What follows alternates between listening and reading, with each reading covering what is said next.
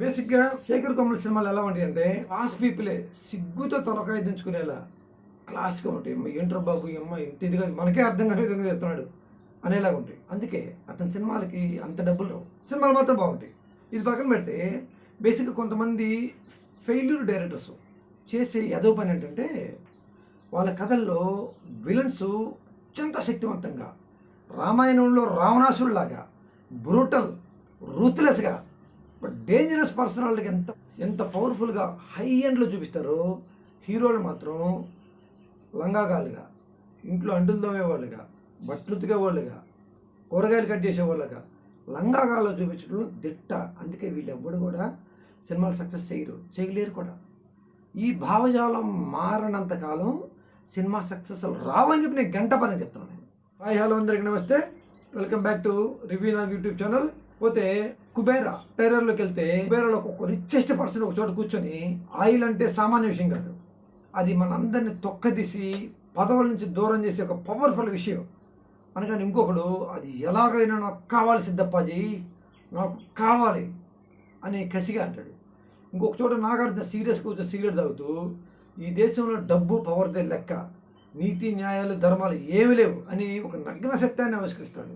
అంటే దీన్ని బట్టి ఏమర్థమవుతుంది, నాగార్జున ఎలాగైనా ఒక పేదవాడి స్థాయి నుంచి సంపన్నుడిగా ఎలా ఎదగాలి అనే ప్రాసెస్లో ఒక బెకారోడైనటువంటి ఒక ధనుష్ క్యారెక్టర్ని తీసుకొని, ఆ ధనుష్కి షూటు కోటేసి తను అనుకున్న లక్ష్యాన్ని ఎలా ఒక సంపన్నుడిగా ఎలా ఎదగాలనే ప్రాసెస్లో ధనుష్ని, రష్మిక లాంటి క్యారెక్టర్ని అడ్డం పెట్టుకొని ఎలా తన టార్గెట్ని కొట్టాడు, ఎలా కుబేరుడిగా ఎదిగి తీరాడు అనే పాయింట్తో ఈ సినిమా తీసినట్టుగా నాకు అర్థమవుతుంది. పోతే ఈ శేఖర్ కమల్ సినిమాలు ఎలా ఉంటాయి అంటే, చూడటానికి చాలా బాగుంటాయి, కానీ థియేటర్కి ఎవరు రాడు, అసలు డబ్బులు అసలు రావు. బేసిక్ ఈ సినిమాలో గన్లు, ఫైర్లు అవి కూడా ఉన్నాయండు, అవి కూడా ఉన్నాయి. బేసిక్ నాకు తెలిసినంత వరకు శేఖర్ కమల్కి ఆ అర్హత లేదని నేను గట్టిగా చెప్తాను. ఎందుకు, యాక్షన్ సినిమా జోలికి అతను వెళ్ళకూడదు. ఇందులో అతను వెళ్ళాడు, బై ఆల్ మీన్స్ హీరో గెలిచి తీరాలి. ఎక్కడైనా విలన్ డామినేషన్ హీరో మీద పనిచేసిందో సినిమా డిజాస్టర్ అవుతుంది. శేఖర్ కమల్ గారు గుర్తుపెట్టుకోండి, మీకు సంబంధం లేని అంశాన్ని మీరు టచ్ చేశారు కాబట్టి ఇది కూడా చేసి తీరాలి, లేకపోతే చాలా కష్టం అవుతుంది. బేసిక్ ఈ సినిమా నాకేమర్థం అవుతుంది, పూర్వం చిరంజీవి సినిమా ఛాలెంజ్ ఉంది కదా, ఆ ఛాలెంజ్ గుర్తొస్తుంది. ఒక పేదవాడు సంపన్నుడిగా ఎలా ఎదిగాడు అని. నెక్స్ట్ ఇంకో సినిమా కూడా ఉంది, లక్కీ భాస్కర్. లక్కీ భాస్కర్కి కుబేరకి చాలా దగ్గర లింక్ ఉంది.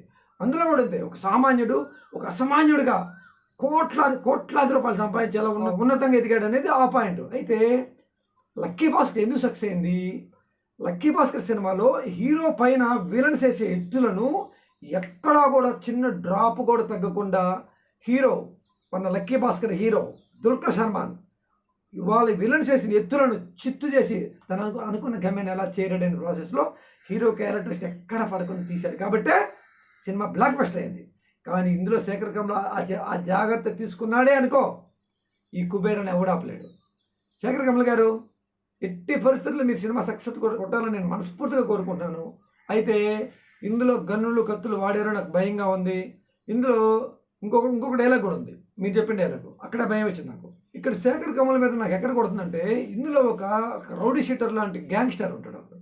వాడు ఒకరిని బోట్లో, సముద్రంలో, నీళ్ళల్లో పడేసి చంపేస్తుంటే వాడి దగ్గరికి వెళ్ళి నాగార్జున, నువ్వు అలా చేయకూడదు, చాలా తప్పు, అలా నేను సహించను అని తల్లి బిడ్డకి గోరుముద్దలు పెడుతూ చెప్తున్నట్లు కాంగ్రెస్ గవర్నమెంట్, రాహుల్ గాంధీ, సోనియా గాంధీ పాకిస్తాన్ సంకలో పెట్టుకొని మీరు ఉగ్రవాదం చేయకూడదు, అది తప్పు అని పాకిస్తాన్ ఎలా జోలపాడుతూ మన భారత్ని చిటికి నీళ్ళతో పట్టుకుని ఎలా నడిపించిందో అలా చెప్తున్నాడు. బేసిక్గా గ్యాంగ్స్టర్ ఏం చేయాలి, నాగార్జున లేబవతలు చేయాలి, అలా జోలపాడకూడదు. శేఖర్ కమల్ గారు చాలా తప్పు సినిమాకి అది. మీరు పెట్టిన డబ్బు సగానికి సగం రావు అటువంటి సీన్లు కానీ అటువంటి ఎపిసోడ్ కానీ క్రియేట్ చేస్తే. గుర్తుపెట్టుకోవాలి మీరు ఇది. అదండి సినిమా సింపుల్ థింగ్. నాగార్జున కానీ, రష్మిక కానీ, ధనుష్ కానీ బాగా ధనవంతులుగా ఎదగాలి. ఆల్రెడీ వీళ్ళకి ఒక టార్గెట్ ఉంది, వీళ్ళ నెత్తిపైన విలన్స్, అమ్మ మొగులు అయినటువంటి విలన్స్ ఉన్నారు.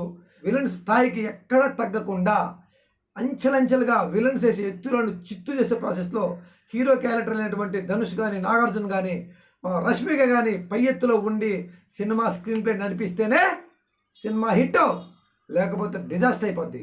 అదే శేఖర్ కమల్ సినిమాలు అన్నీ చూడడానికి బాగుంటాయి, కానీ డబ్బులు రావు. ఇందుకే ఇటువంటి పనులు చేపట్టాయి కదండి. ఎట్టి పరిస్థితుల్లో కుబేర్ సినిమా భారీ సక్సెస్ అవ్వాలని ఒక ఆడియన్గా ఒక రైటర్గా, ఒక డైరెక్టర్గా నేను మనస్ఫూర్తిగా కోరుకుంటున్నాను.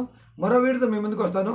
నా వీడియో మీకు నచ్చితే నా వీడియోని లైక్ చేయండి, షేర్ చేయండి, కామెంట్ చేయండి. Bye bye. మీ నాగు భరత్ రెడ్డి.